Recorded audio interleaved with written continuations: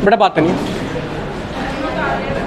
Question सबसे पहला बनता है, सबसे बेसिक क्वेश्चन आता है, स्टडी ऑफ बोन क्या कहलाता है? तो नोट करके लिखो, स्टडी ऑफ बोन कहलाता है ओस्टियोलॉजी। नोट करके लिखे बेटा, स्टडी ऑफ बोन कहलाता है ओस्टियोलॉजी। सबसे basic question, study of bone क्या कहलाता है? तो आंसर आएगा ओस्टियोलॉजी। कल मैंने आपको ब्रेन पढ़ाया था, तो ब्रेन से रिलेटेड जीके के क्वेश्चन भी मैंने आपको सेंड कर दिए थे, ठीक है। 70-80 क्वेश्चन थे। अगर आप उन क्वेश्चनों को पढ़ोगे तो उसमें आपको 1 से 2 क्वेश्चन नए मिले होंगे ज़्यादा से ज़्यादा, ठीक है।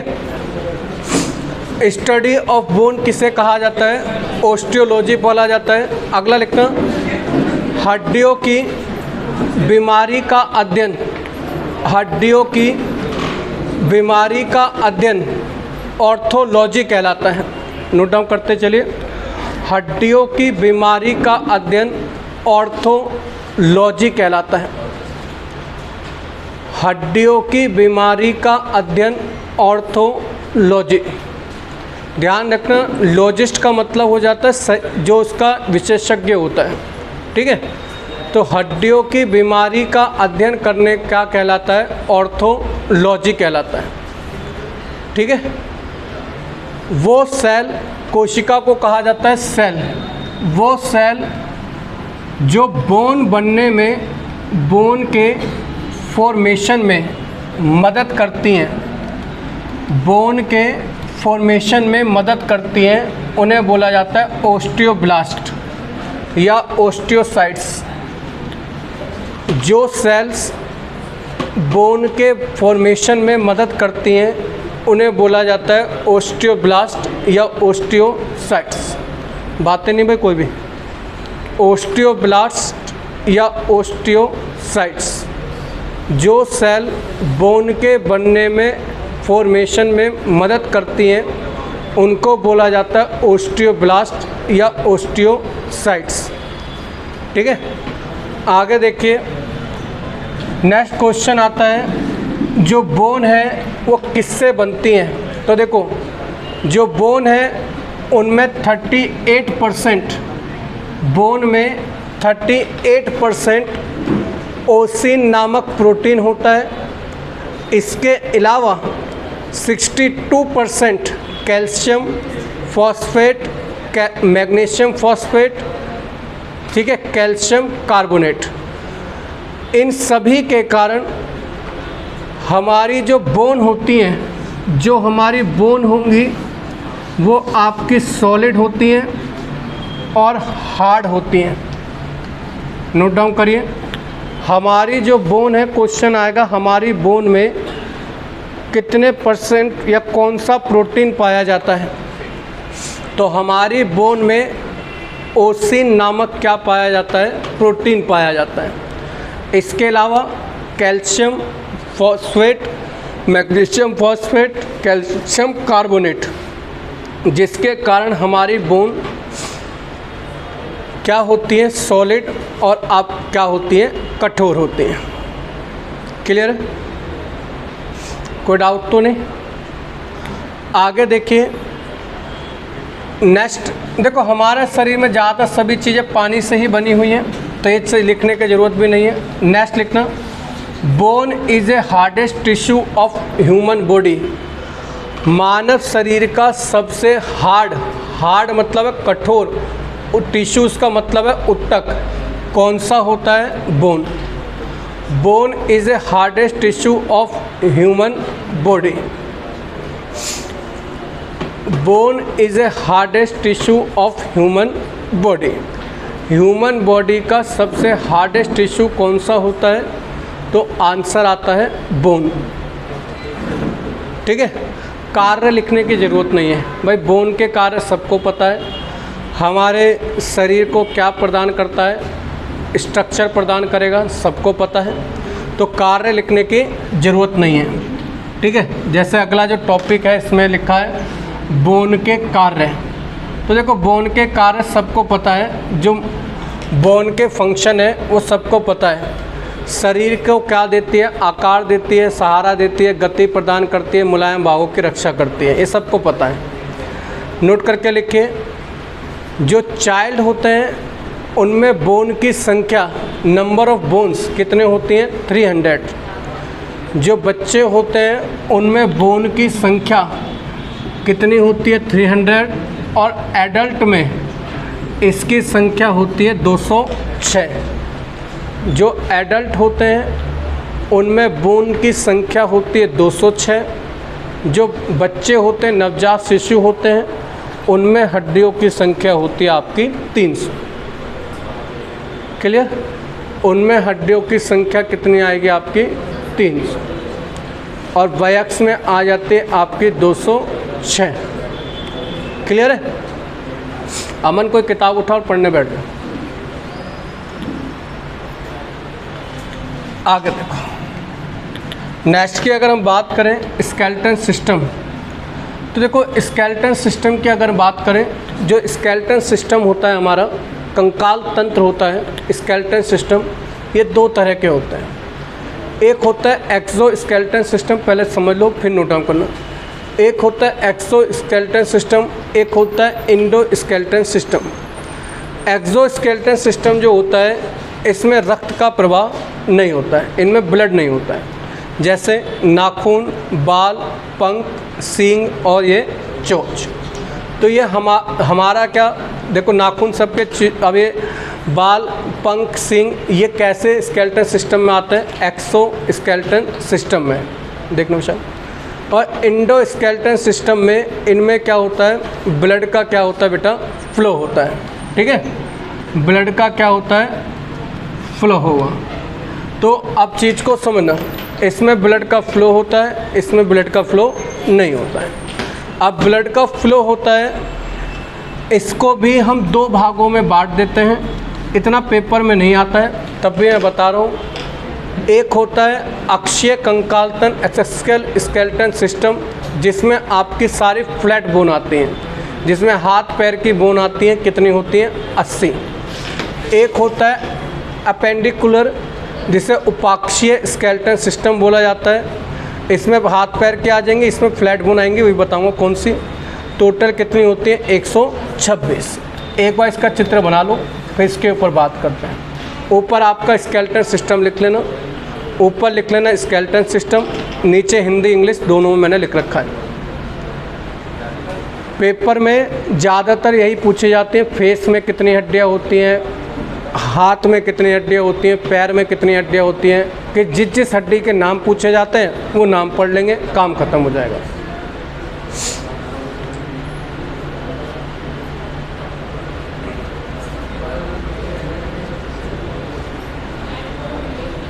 हाँ जी, 80। अस्थियों का मतलब बोन, अस्थियाँ मतलब है बोन।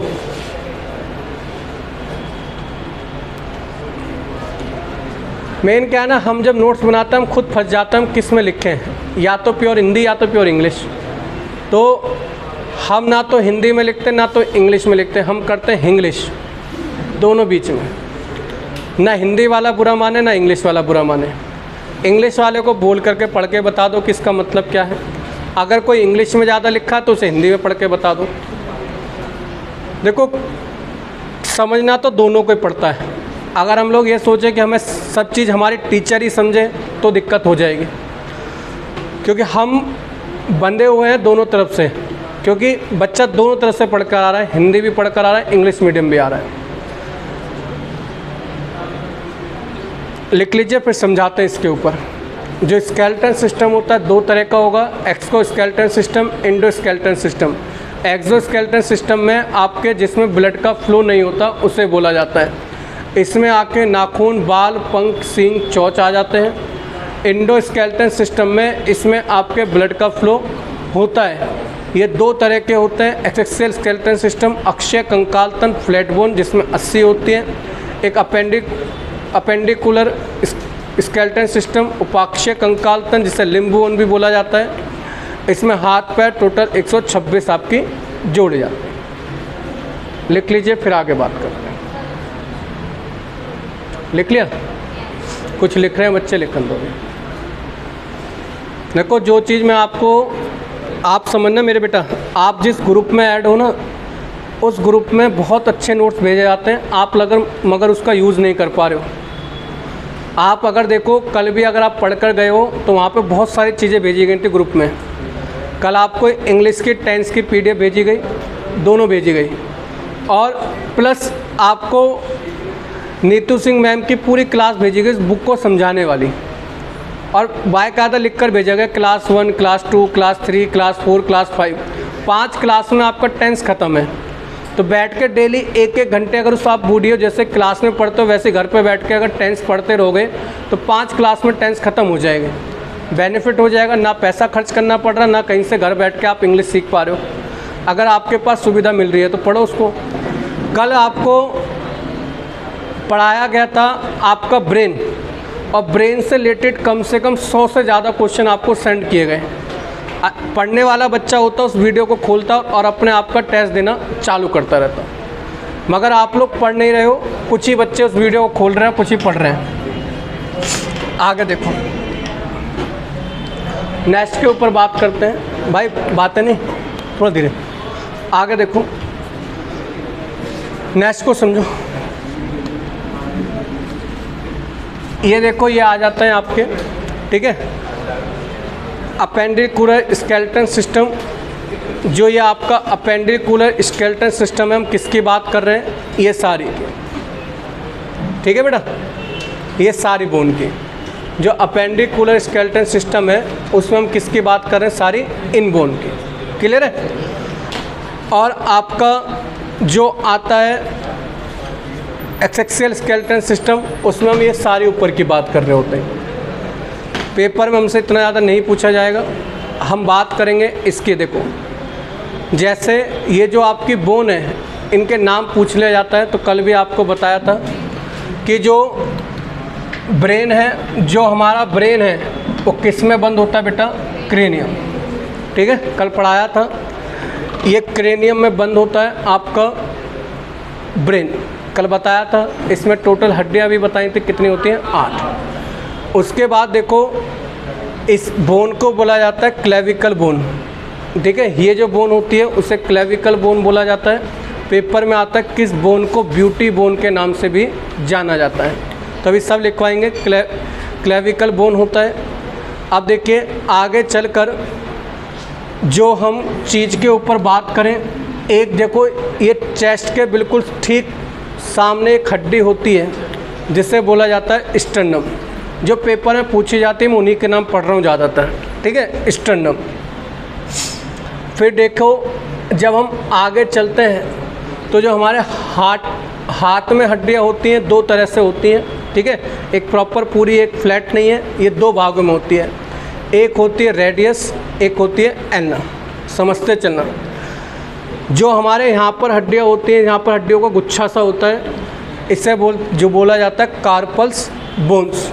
समझते चलना, ये सब चीज़ पढ़ाने से पहले समझा रहा हूँ। क्वेश्चन आता है, लिखने के लिए किन हड्डियों की ज़रूरत होती है?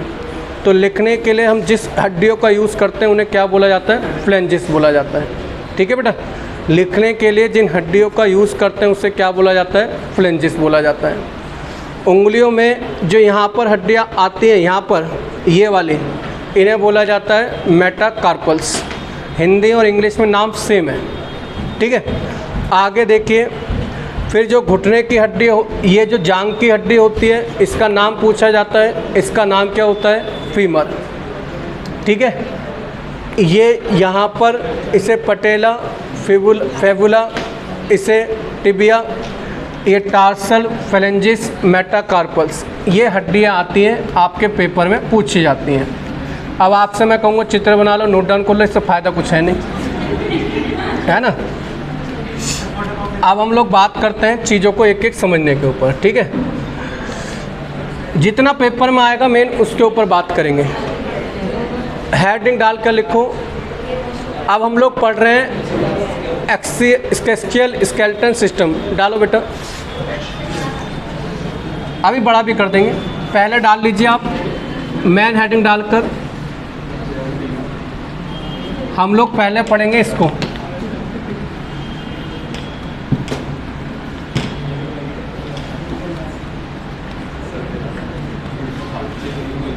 पहले हम इसको पढ़ेंगे, ठीक है। अब चीज़ को समझते चलना। इसमें हम पहले पढ़ रहे हैं पूरे सिर को, और सिर में सबसे पहले पढ़ेंगे स्कल। स्कल मतलब स्कल में, खोपड़ी में टोटल कितनी हड्डियां होती हैं आपकी? 29। पहले आप यहाँ पर नाम देख लो, फिर इसके बाद यहाँ पर बात करेंगे। पहले इसको समझ लो। देखो, अगर आप देख रहे हो ये हमारा क्रेनियम, ठीक है, समझते चलिए। क्रेनियम में आपकी टोटल हड्डियां कितनी होंगी? 8। यहाँ पर देख भी रहे हो, 1 2 3 2 5 और 3, टोटल कितनी हड्डियां होती हैं? 8। तो क्रेनियम में जो हड्डियां पाई जाती हैं उनकी संख्या कितनी है? 8। तो नोट करके लिखिए, खोपड़ी में टोटल 29 बोन्स होती हैं। खोपड़ी में टोटल 29, यहाँ तक के ऊपर की बात कर रहे हैं, ठीक है, जो तांत्रिकों के पास रहती है। क्रेनियम टोटल जो खोपड़ी सिर होता है, स्कल जिसे कहा जाता है, उसमें आपके नंबर ऑफ बोन्स कितने होते हैं मेरे बेटा? 29। 29 में से आपकी जो ऊपर जिसमें ब्रेन बंद है उसे क्या बोला जाता है? क्रेनियम। क्रेनियम में बोन कितनी होती हैं? 8। क्रेनियम में बोन कितनी होती हैं? 8। अब ये आपके ऊपर है, पेपर में पूछी तो जाती नहीं है, मगर देखो जब नसीब बुरा होता है तो कुछ भी पूछा जा सकता है, ठीक है। तो एक बार नोट्स बना रहे हैं तो लिखते चलिए। ऑक्सीपिटल एक होती है गर्दन के ऊपर, ऑक्सीपिटल कितनी होती है? 1, ठीक है। अभी ये PDF भी सेंड कर दूँगा विद फिगर, तो आपको सारी मिल भी जाएगी। ऑक्सीपिटल कितनी होती है? 1। पैराटाइल ये कितनी होती है आपकी? 2। पैराटाइल होती है 2 सिर के ऊपरी भाग में। पैराटाइल होती है आपकी 2 सिर के ऊपरी भाग में। फ्रंटल ये पूछा गया है, फ्रंटल जो होती है यह आपके माथे की हड्डी होती है। फ्रंटल जो होती है ये माथे की हड्डी होती है, ठीक है। अगला आता है टेम्परेल, ये आपकी 2 होती है कान के पीछे की हड्डी। फिर आता है स्फिनोइड, ये आपकी 1 होती है आँख के पीछ की हड्डी, पीछे की हड्डी। 1 होता है एथनाइड, ये होती है 1। तो टोटल जो बोन्स होती है, टोटल नंबर ऑफ बोन्स जो होंगी वो कितनी होती हैं आपकी? 8, ठीक है। कहाँ पर? क्रेनियम में। अगर स्कल आ जाए, खोपड़ी आ जाए, तो आंसर 29 आएगा, ध्यान रखना, ठीक है। खोपड़ी में 29 में से 8 किस्में होती हैं आपकी क्रेनियम में।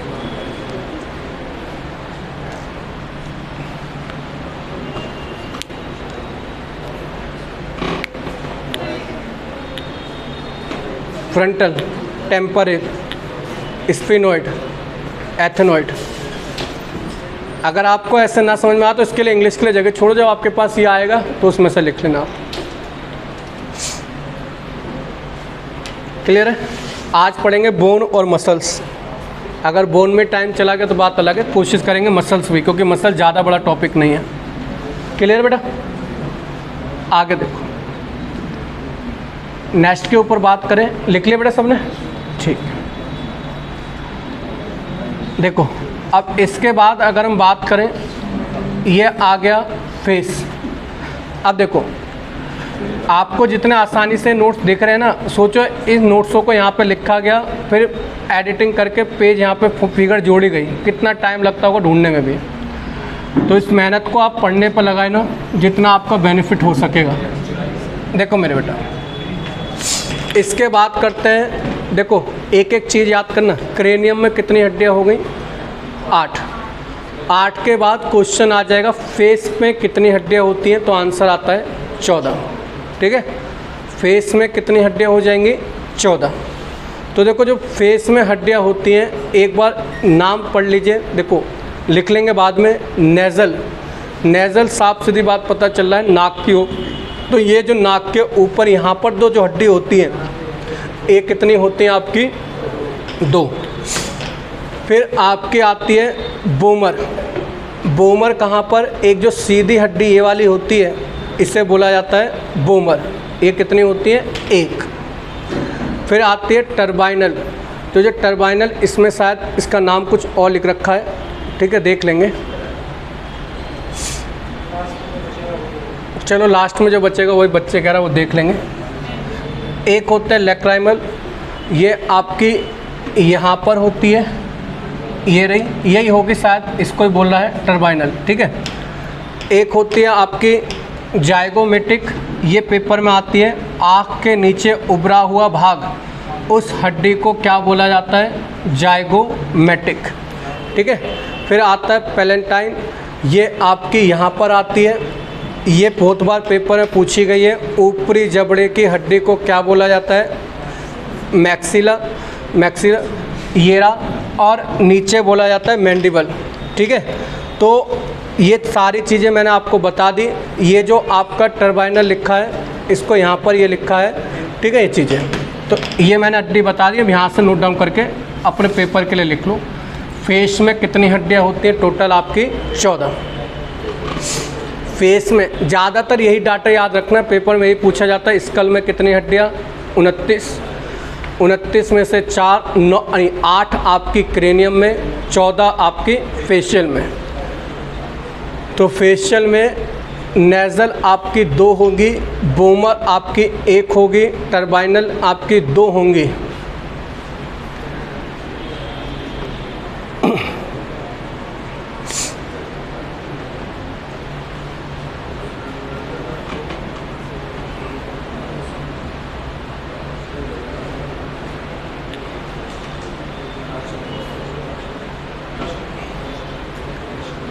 बोन मसल्स होने के बाद फिर आपका क्या रह जाएगा, फिर रह जाएगा हार्ट, हृदय, है ना।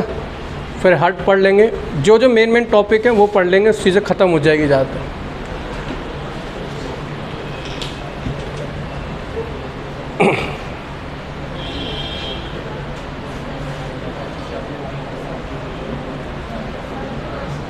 कर रहे हैं मेरे बेटे।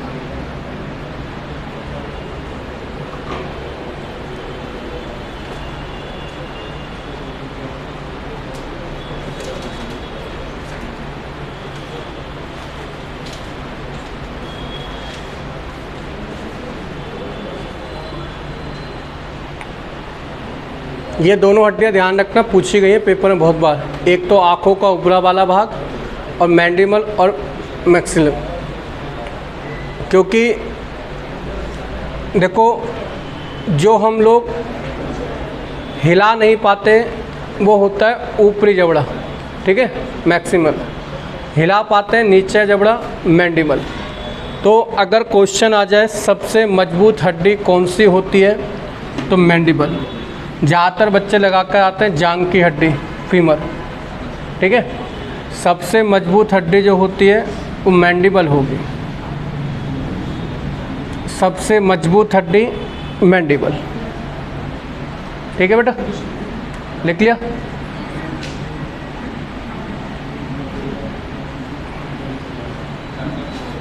सबका हो गया नोट डाउन बेटा। जो बच्चे इंग्लिश मीडियम में घर पे जाकर बाद में जगह छोड़ देना चाहें तो इसमें से लिख लेना, ठीक है। मैं इसमें साथ के बताता हुए चल रहा हूँ। इसके बाद आती है, देखो बेटा, कान पे हड्डियाँ। तो कान में 3 इधर 3 इधर, ठीक है। तो टोटल कितनी हड्डियाँ हो गई, 6।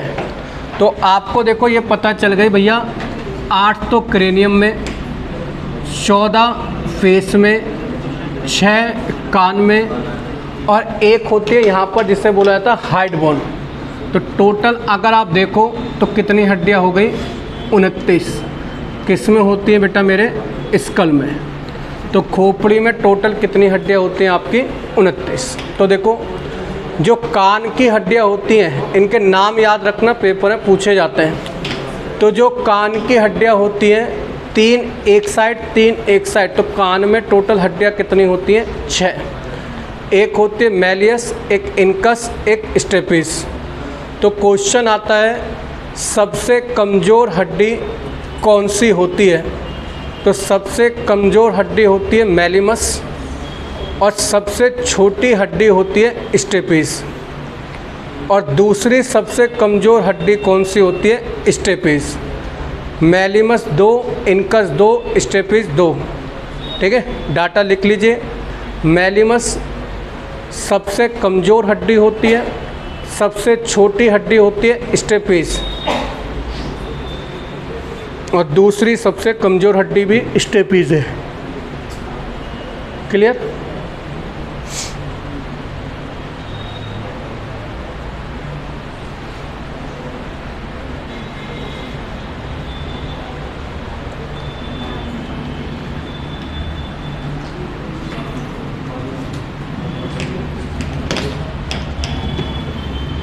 एक होती है हाइड बोन। हाइड बोन कितनी होंगी? 1। ठीक है, तो टोटल स्कल में जो हड्डियाँ हो जाती हैं टोटल 29 हो जाती हैं। 29 के 29 हमने समझ लें। क्रेनियम में 8, 14 फेस में, 6 कान में और 1 आपकी हाइड बोन। तो टोटल 29 हड्डियाँ होंगी। 29 हड्डियों में कान की सारी स्टेप याद रखने, स्टेपिस, मेलियस, इनकस, और आपको बाकी हड्डियों के जिन जिन के नाम जरूरी हैं वो मैंने आपको बता दिए। आगे देखिए, लिख लीजिए। ठीक है, क्वेश्चन आ जाए जीभ को बेस प्रदान कौन सी हड्डी करती है? तो हाइड बोन। जीभ को बेस प्रदान करेगी हाइड बोन। क्लियर है? लिख लिया बेटा सबने? आगे देखिए, कोई डाउट तो नहीं? आगे देखिए, नेक्स्ट देखो, बैकबोन कमर की हड्डी में लिख लेना टोटल 26 होती हैं। भाई इतने लिख लेना। कमर की हड्डी बैकबोन, बैकबोन वर्टी, बैकबोन में 26 हड्डी होती हैं और बच्चों में 33। आगे चलकर वही सिकुड़ जाती हैं तो वो मिल जाते हैं तो 26 ही हो जाती हैं। तो जो कमर की हड्डी बैकबोन टोटल कितनी हो जाएंगे? 26। जितना बोल रहा हूँ उतने लिखना, बाकी कुछ नहीं। कितनी हो जाएंगे? 26। और बच्चों में कितनी होती है? 33।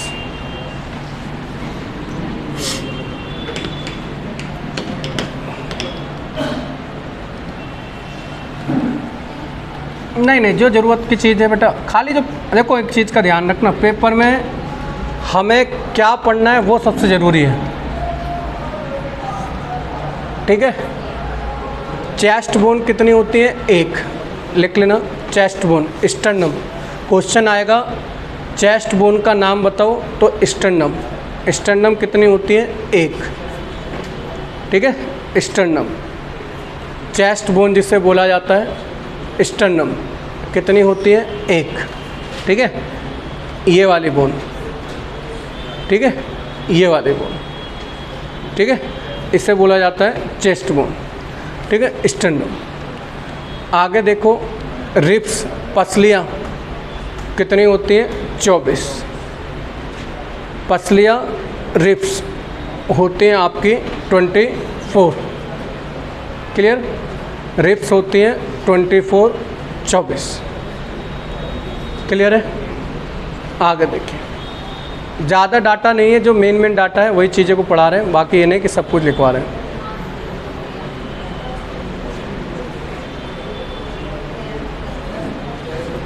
ठीक है भाई, ये दिमाग में रखना, लास्ट की तैरती होती है 11वीं 12वीं, लिखने की ज़रूरत नहीं है।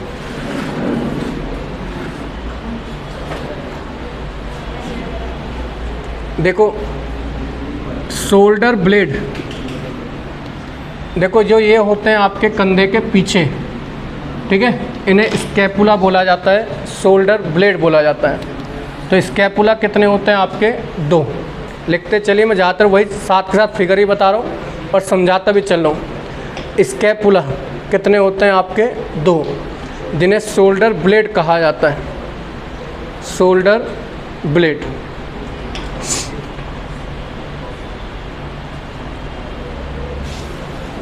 स्कैपुला कितने होते हैं? 2, जिससे शोल्डर ब्लेड बोला जाता है। एक आते 2 होते हैं क्लेविकल बोन। क्लेविकल अभी आपको मैंने बताया, क्लेविकल बोन मैंने अभी आपको बताया, ये जो बोन होगी इसे क्या बोला जाता है? क्लेविकल। ठीक है, बच्चे अपनी हड्डियाँ चेक कर रहे हैं, कोई कमी तो नहीं है, ऐसे चेक मत करो, सबके बराबर है। ठीक है, जो मैं बोन बताया जा रहा हूँ बच्चे अपनी अपनी चेक कर रहे हैं टच करके कि है या नहीं है। क्लेविकल बोन कितनी होती है? 2। इन्हें ब्यूटी बोन भी कहा जाता है। ठीक है, इन्हें बोला जाता है ब्यूटी बोन। क्लेविकल इंग्लिश में लिख लो चाहे तो, यहाँ से देखते हैं, ये रहा CLAVICLE क्लेविकल। क्लेविकल बोन जो होती हैं वो आपकी 2 होंगी। क्लेविकल बोन होंगे आपकी 2। क्लियर बेटा? क्लेविकल बोन होंगी 2।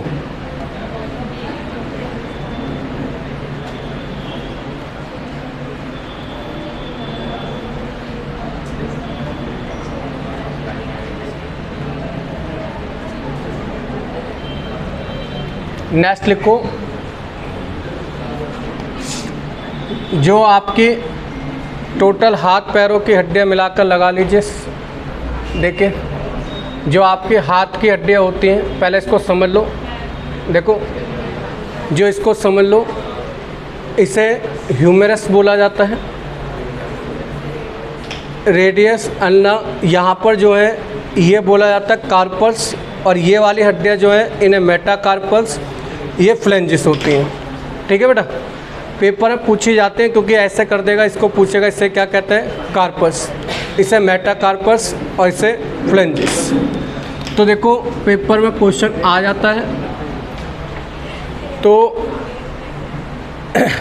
लिख लेना, जो ऊपर की बाजू होती है, ऊपर बाहु, ऊपरी बाजू, जो ऊपर का हैंड होता है उसे ह्यूमरस बोला जाता है। और कितनी हड्डियाँ होती हैं? 2।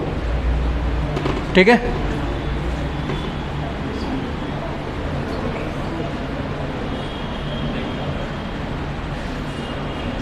ह्यूमरस की टोटल होती है 60।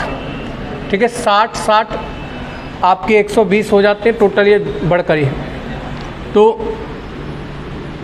ह्यूमरस कितनी होती है? 2। रेडियो अल्ना 2 और 2 कितनी हो जाएंगी? 4। कार्पल्स कितनी होती हैं? 16। कार्पल्स होंगी 16। मेटाकार्पल्स होती हैं 10 और फ्लेंजिस होती हैं 28। तो दोनों हाथ पैर की बता दिए जोड़ करके। ठीक है, लिख लीजिए, टोटल आप जोड़ोगे तो 60 आ जाएगा ये।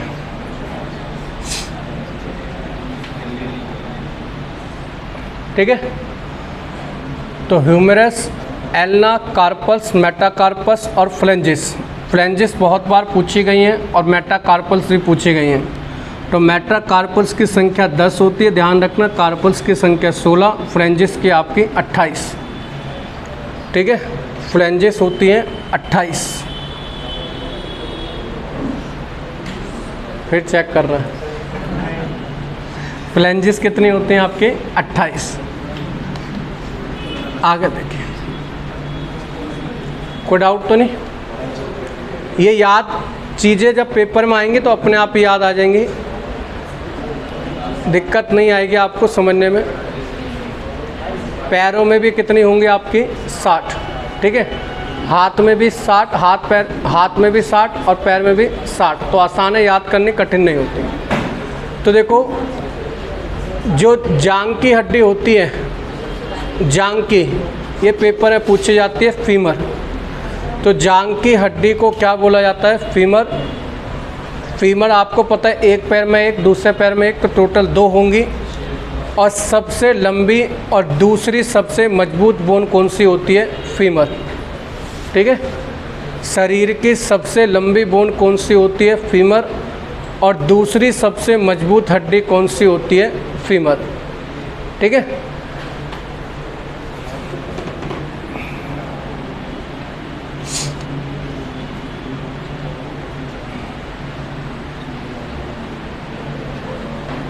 देखो फिर आते टिबियो, यहाँ पर नाम देख लीजिए पहले बोन के चाहे तो। ये आपकी फीमर होती है, ये पेटेला, ये फिबुला, ये टिबिया, ठीक है। ये मैंने पिक्चर जानबूझ के ऐसे लगा रखे हैं जिससे आप जब पढ़ो इन नोट्सों को तो अपने आप समझ में आ जाए, ठीक है। तो क्वेश्चन आता है सबसे चमकीली बोन कौन सी होती है, तो टिबियो फिबुला सबसे चमकीली बोन। देखो हड्डियों में चमकीलापन चेक कर रहे हैं, साइंटिस्ट कितने महान हैं, ठीक है। टिबियो फिबुला सबसे चमकीली, सबसे पतली चमकीली बोन, ठीक है। सबसे पतली चमकीली बोन टिबियो फिबुला, ठीक है। बोन के नाम सारे लिखना पूछे जाते हैं, इसलिए सबका नाम पता होना चाहिए। पटेला कितनी होती है, 2, इसलिए क्वेश्चन आता है जो घुटने पर हड्डी जो मूवेबल होती है उसका नाम क्या है, पटेला, ठीक है। जो मूवेबल बोन होती है वो कौन सी होती है, पटेला।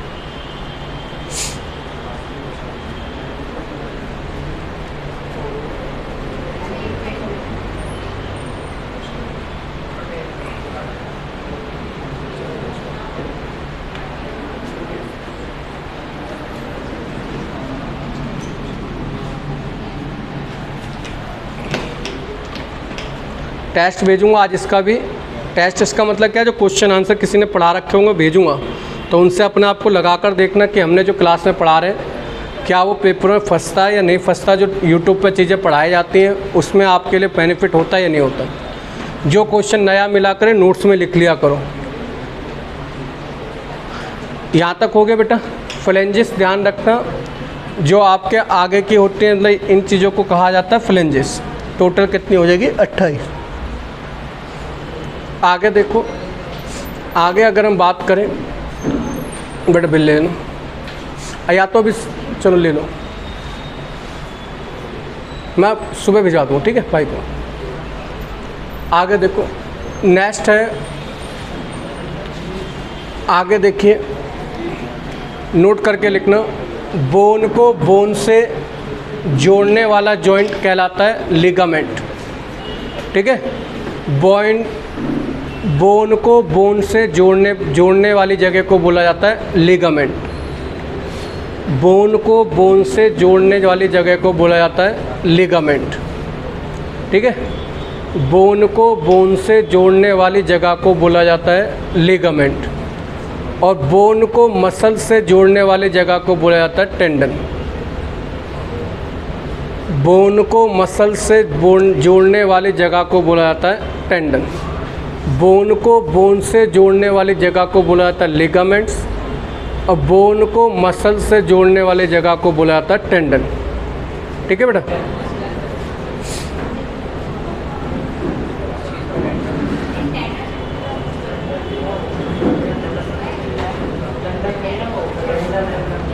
आगे देखो,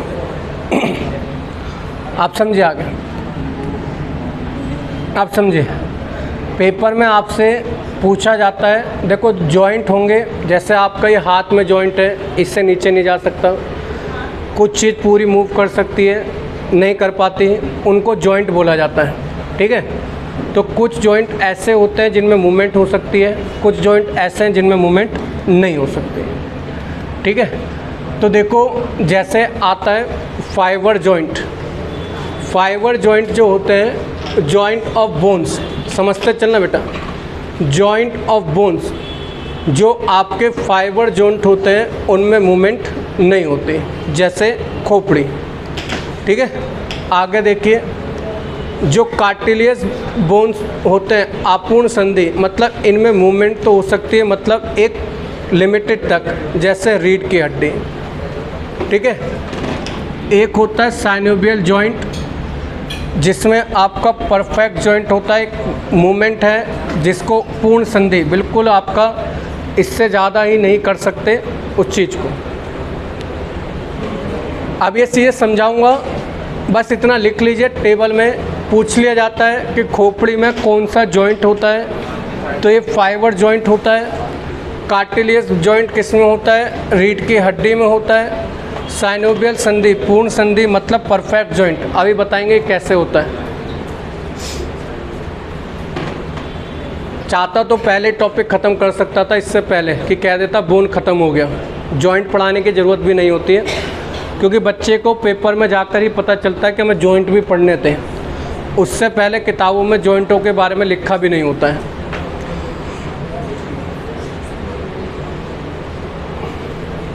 लिख लीजिए बेटा।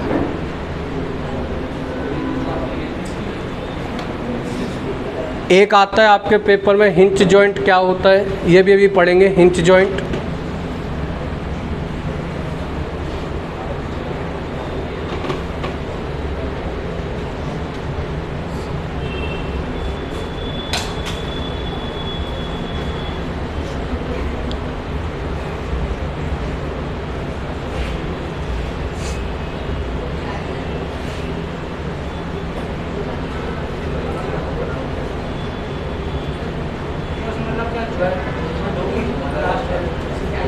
पूरी जैसे हाथ घूम रहा है ना पूरा वैसे।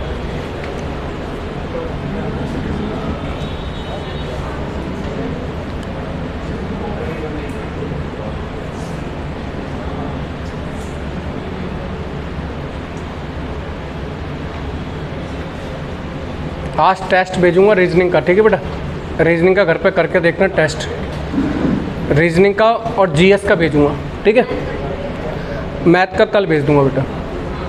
आज आपका जीएस और रीजनिंग का टेस्ट भेज दूंगा। अपना टाइम लगाना, जो रीजनिंग का टेस्ट है 25-20 मिनट में करने की कोशिश करना, और जीएस का क्वेश्चन 10 मिनट में करने की कोशिश करना।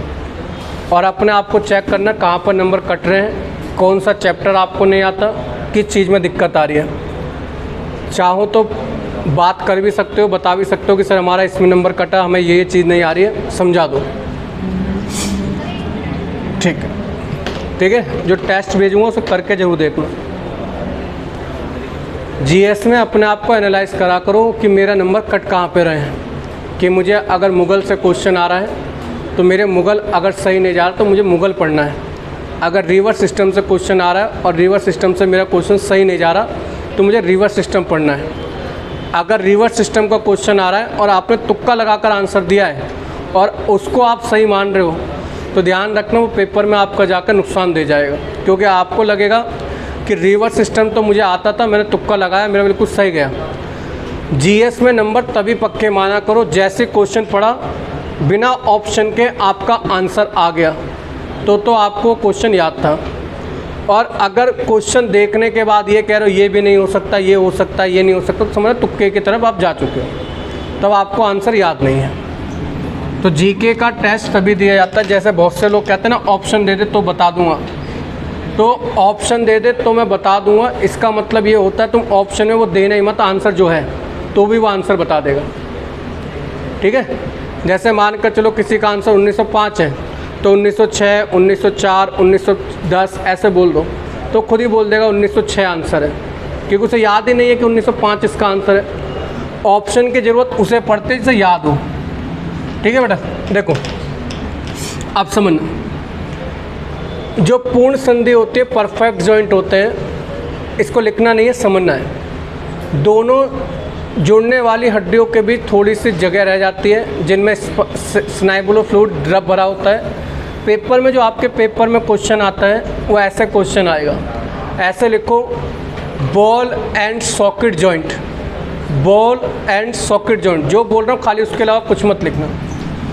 Ball and socket joint, Hindi में नाम देख लो कितना खतरनाक है ना? Ball and socket joint. तो बॉल एंड सॉकेट जॉइंट में सिर्फ एग्जाम्पल डाल कर लिख लो, जैसे बॉल एंड सॉकेट जॉइंट में सिर्फ एग्जाम्पल डाल कर लिख लो, कंधे का जोड़ और हिप्स का जोड़, जो हिप्स के यहाँ पर जोड़ होता है ये आपका होता है। तो जो बॉल जॉइंट होगा, इस संधि में एक हड्डी का गोल उभरा हुआ हिस्सा दूसरी हड्डी के सिरे में पाए जाने वाली गड्डी में स्थित रहता है, इसीलिए ये हड्डी चारों ओर क्या करी जा सकती हैं, घुमाई जा सकती हैं। तो बॉल सॉकेट जॉइंट में लिख लेना, हड्डी चारों ओर क्या करी जा सकती हैं, घुमाई जा सकती हैं। भाई बातें मत करा करो। बॉल सॉकेट जॉइंट क्या होता है, जिसमें हड्डियां आपकी चारों ओर क्या कर सकती हैं, मूवमेंट। वो कौन सी होंगी, आपकी हिप्स बोन, हिप्स जॉइंट होगा, और आपका जो आपका शोल्डर जॉइंट होता है वो समझाऊंगा अभी यहाँ पर चित्र है। देखो बायोलॉजी में चित्र से जल्दी चीज़ें समझ में आ जाती हैं। देखो यहाँ पर अगर आप देख रहे हो बॉल सॉकेट जॉइंट, यहाँ पर देखो ये आपका बोन है, यहीं पर गड्ढे में होता है, तो ये पूरा क्या हो सकता है, मूव। तो इसीलिए बॉल सॉकेट जॉइंट। तो बॉल सॉकेट जॉइंट आपके कहाँ पर मिलेंगे, तो आप ध्यान रखना हिप्स के और आपके शोल्डर के इसमें। आगे लिखो हिंच जॉइंट, बहुत बार पेपर में आ चुका है, हिंच जॉइंट। सौर्य को लेकर आओगे, क्या करोगे? नहीं, मैं आ जाऊँगा। सुनो, लिया ना उसे, अगर मैं ना आ पाऊँ एक बार मुझे कॉल कर लेना, 12:30 हो रहे ना, चलो मैं लेता हुआ आ जाऊँगा, तुमसे नहीं आएगा। आगे लिखो हिंच जॉइंट, आगे लिखो हिंच जॉइंट। हिंच जॉइंट में लिख लेना, दरवाजे की किवाड़ की तरह केवल एक डायरेक्शन में पूरी मुड़ती है। हिंच जॉइंट, हिंच जॉइंट कहाँ पर होता है, दरवाजे के किवाड़ की तरह केवल एक ही दिशा में मुड़ती है। ठीक है, जैसे घुटने में, कोहनी में, उंगलियों में। ठीक है, ये आपके क्या है, घुटने के जॉइंट जो है, कोहनी के जॉइंट और उंगलियों में जो ये जॉइंट है वो सिर्फ आपका एक ही दिशा में मूव हो सकता है, इसे हिंच जॉइंट बोला जाता है। देखो जब भी आप कुछ पढ़ रहे हो ना, तो हमेशा ऐसा पढ़ो कि उसके बाद दोबारा ना पढ़ना पड़े। पढ़ाई करने के दो तरीके होते हैं कि भैया, एक तो हमें पूरा ज्ञान होना चाहिए, पूरा ज्ञान वो होना चाहिए जो पेपर पास कराएगा। ये नहीं है कि बोन की स्टडी पूरी करने बैठ गए, किताब मोटी सी पढ़ने बैठ गए। हमें पढ़ना उतना है जितना हमारे, क्योंकि हमारे पेपर में साइंस आनी है, जनरल साइंस आनी है। जनरल साइंस का मतलब रोज़मर्रा की ज़िंदगी में जो चीज़ें होती हैं उनके बारे में हमें पता हो। ठीक है, हिंच जॉइंट जो है वो किवाड़ की तरह होते हैं, एक की तरफ खुलेंगे। आगे देखिए, जैसे आपको यहाँ पर चित्र में अगर आप देखो, चित्र में अगर आप देखो जो यहाँ पर होता है वो कौन सा जॉइंट पाया जाता है, हिंच जॉइंट पाया जाएगा। ठीक है बेटा, यहाँ पर कौन सा जॉइंट पाया जाएगा, हिंच जॉइंट। आगे लिखिए, आगे लिखिए pivot joint, pivot joint. Hindi में लिख, इंग्लिश में लिखना, हिंदी में आएगा तो हर कोई बता देगा। ठीक है,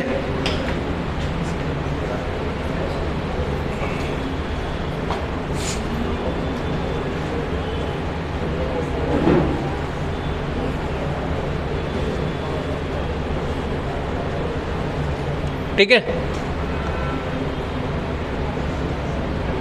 ये जो है आपकी, ये कहाँ पर पाई जाएंगी, तो लिख लेना रेडियस अल्ना, टिबिया, टिब्यू या फेबुला।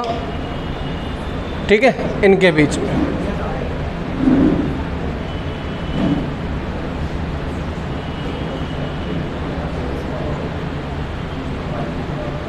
ये पूरी नहीं लिखना, कहानी लिखने बैठ जाओ, पेपर में कहानी नहीं आएगी कभी भी, पेपर में खाली आएगा पाइवोट जॉइंट किस में होता है, तो रेडियस अल्ना, टिबिया, फेबुला में।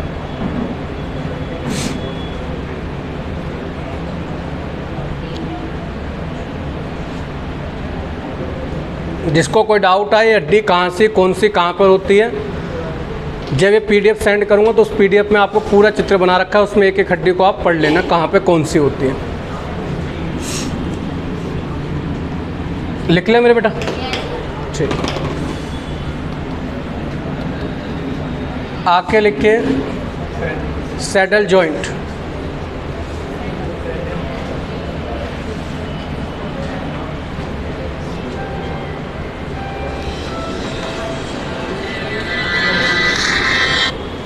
बताओ। हाँ क्या अभी क्लास में चीज़ थोड़ी बता सकता हूँ ना, क्या दिक्कत है? नहीं अभी क्लास में बात मत करो। देखो हाथ के अंगूठे में मेटाकार्पल्स और कार्पस के बीच में ऐसी संधि होती है। इन संधियों के कारण इन जॉइंट के कारण अंगूठा अन्य उंगलियों की अपेक्षा अधिक घुमाया जा सकता है। ठीक है, ये आपका अन्य जो उंगलियां हैं उनसे अधिक घुमाया जा सकता है कौन सा? अंगूठा। इसीलिए उसमें सैडल जॉइंट पाया जाता है।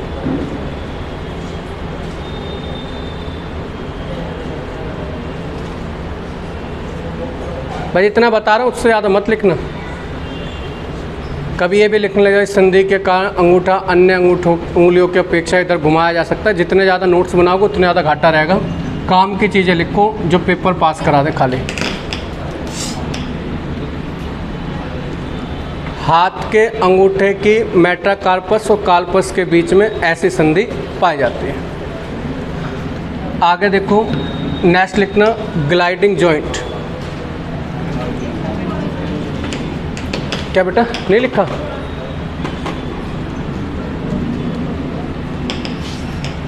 बचा क्या? लो लिख लो एक बार, फिर बात करते हैं। लिख लिया? आगे देखो बेटा, आगे आता है ग्लाइडिंग जॉइंट। ग्लाइडिंग जॉइंट में इसमें लिख लेना, इसमें दोनों हड्डियां एक दूसरे पर फिसल सकती हैं। रेडियो अन्ना कलाई के बीच इसी प्रकार की संधियां पाई जाती हैं। ठीक है, यहाँ पर जो हड्डियां पाई जाती हैं।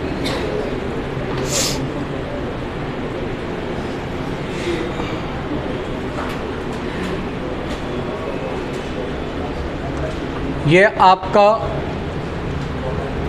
जो टॉपिक है बोन का, इसमें ख़त्म हो चुका है आपका। ठीक है, इसमें चीज़ें ज़्यादा से ज़्यादा 2-4 मिनट और रुक जाइए, 5 मिनट के अंदर मसल्स हो जाएगा। मसल से ज़्यादा क्वेश्चन नहीं आते। मसल से क्वेश्चन आता है स्टडी ऑफ मसल्स क्या कहलाते हैं, सबसे ज़्यादा मसल्स कहाँ पे पाए जाएंगे, मसल्स में जब क्रैम्प आ जाएगा वो किसके कारण है। भाई इतने 4-5 क्वेश्चन आते हैं, ज़्यादा नहीं आते। ठीक है,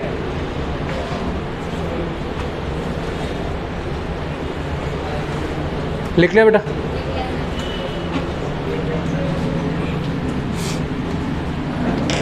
ठीक है, अब देखो बोन डिजीज़, जो आपका हड्डियों में होने वाली डिजीज़। देखो मेरे बेटा, एक चीज़ को समझ लो। देखो जिस भी बीमारी में ओस्टियो आ रहा है उसका संबंध समझ लेना बोन से होगा, ओस्टियो। ठीक है, अब देखो अच्छा मुझे बताओ, ये आपको बीमारी पता है रिकेट्स बीमारी का संबंध किससे? बोन से। ठीक है, जब हमारे शरीर में विटामिन डी सूखा रोग जिसे कहा जाता है, बच्चों में कैल्शियम के कारण कौन सा रोग हो जाता है? रिकेट्स। बस ये लिख लो, बच्चों में विटामिन डी की कमी के कारण। ठीक है, विटामिन डी और कैल्शियम, तो बच्चों में इसके अभाव के कारण कौन सा रोग हो जाता है? रिकेट्स। पूछा गया बहुत बार। ठीक है, तो रिकेट्स बीमारी किससे होती है? कैल्शियम और विटामिन डी की कमी के कारण। ठीक है, लिख दीजिए बेटा। ओस्टियो वर्ड याद रखना, जहाँ पर भी ओस्टियो वर्ड आ जाएगा उसका संबंध डायरेक्ट बोन से लगा देना। ठीक है, शरीर में विटामिन डी की कमी या कैल्शियम की कमी हो जाती है तो बच्चों में कौन सा रोग हो जाता है? रिकेट्स, जिसे सूखा रोग भी बोला जाता है। ओस्टियोमेलेशिया बड़ों के लिए रिकेट्स। ठीक है, आगे देखिए, नोट डाउन हो गया? भाई पढ़ लीजिए अपने आप, इतना पढ़ के लिख लिया करो। बच्चों में इसकी कमी से सूखा रोग हो जाता है, रिकेट्स हो जाता है। लिख लिया बेटा? देखो इसमें भी ओस्टियो वर्ड आ रहा है तो अपने आप समझ जाना किससे संबंधित बीमारी है? हड्डियों से। इसमें ये लिख लीजिए टिटैनी, बीमारी का नाम लिख दीजिए टिटैनी। अपने आप इसके आगे का मत लिखिए, बस ये समझ जाना है इसका संबंध किससे है, बोन से। टिटैनी बीमारी का संबंध किससे है, बोन से। देखो नी पेन, नी पेन से बस इतना लिख लेना, नी पेन क्या है, जब हमारे बोन के अंदर लैक्टिक अम्ल जम जाता है, ठीक है, लैक्टिक अम्ल के जमने से हमारी घुटनों में क्या होने लग जाता है, दर्द, इसे नी पेन बोला जाता है। मसल्स में हो जाएगा, ठीक है। ये चीज़ ख़त्म आपका आज की क्लास, ठीक है। मसल्स का ही पढ़ाएंगे क्योंकि जाने का भी टाइम होगा, यहीं तक रहने दीजिए।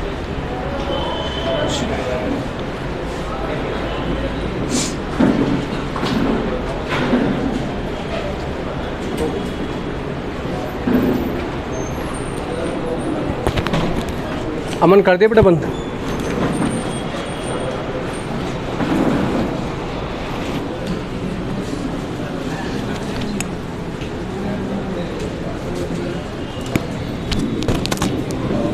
अमन कर दिया।